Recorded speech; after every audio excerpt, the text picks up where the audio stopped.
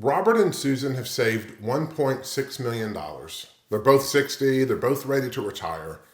And here's what they need to know before they leave their corporate jobs. The way that money's split across their accounts decides whether they're actually ready to retire or if they should wait. And it's not because they didn't save enough, it's because which account the money sits in and how it gets taxed. By the end of this video, you'll know the account that makes the difference and why most people don't even open it until it's too late. Let's start with Robert and Susan's plan. This is a hypothetical example. $1.6 million, all of it in traditional 401k and IRA accounts. I've worked with a lot of retirees who look at that number and think that's what they have to spend.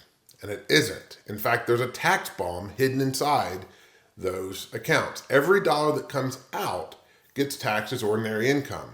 It's never been taxed. So when Robert and Susan say they want $120,000 a year to live on, they're not withdrawing $120,000. They're withdrawing $120,000 plus whatever the IRS takes on top of that. And that's a different number than the one on the statement. Robert and Susan are 60, so Medicare doesn't start until 65. So for 5 years, they need to buy their own health insurance on the Affordable Care Act marketplace. And that coverage comes with subsidies, but only up to a certain income threshold. For a household of 2, that limit is $81,760. And if you cross it even by $1, the subsidy vanishes. It doesn't reduce, it's completely gone. So Robert and Susan's $120,000 withdrawal doesn't come close to staying under that threshold. It blows right past the $81,760. And because every dollar of that withdrawal counts as income, they don't just lose part of their subsidy, they lose all of it. And they pay the full price for health insurance on top of the taxes they've already owed. So what if their $1.6 million wasn't split $1.6 million in IRA, 401ks, and zero in any other accounts? What if $600,000 of it had gone somewhere else along the way? I'll call this the opportunity fund. It really is just a taxable brokerage investment account, nothing exotic, no special rules to qualify for. I call it that because of what it lets you do later. And I'm about to show you the magic of the opportunity fund.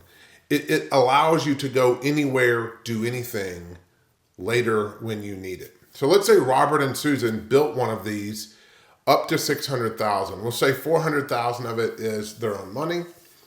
It's already been taxed. It's already theirs. $200 of that is growth. So $600 is exactly 5 years of $120,000 lifestyle they want. So for the next 5 years, every dollar they spend comes out of their opportunity fund, not their 401k.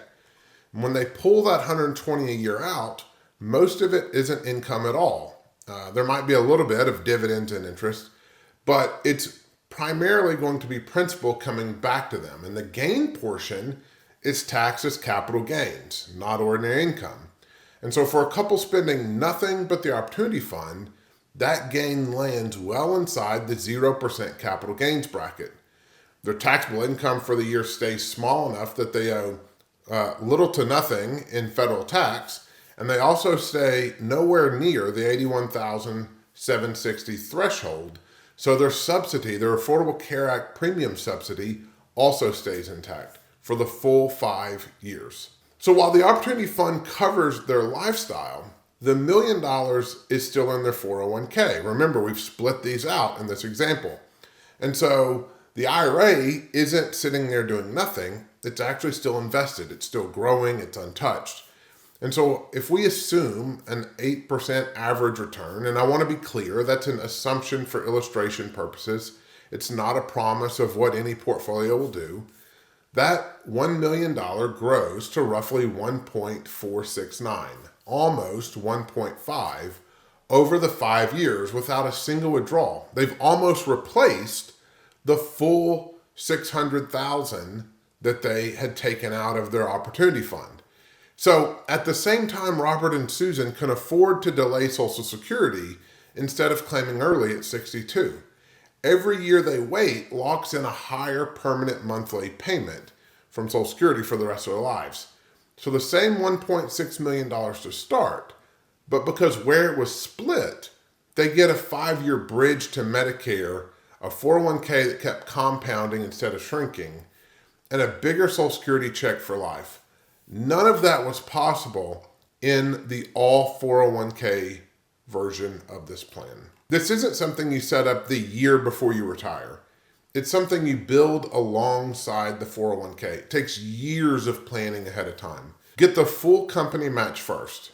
That's free money given to you by your employer, so you always want to take it. But once the match is covered, every extra dollar doesn't have to go into the 401k. Some of it can go into the opportunity fund instead.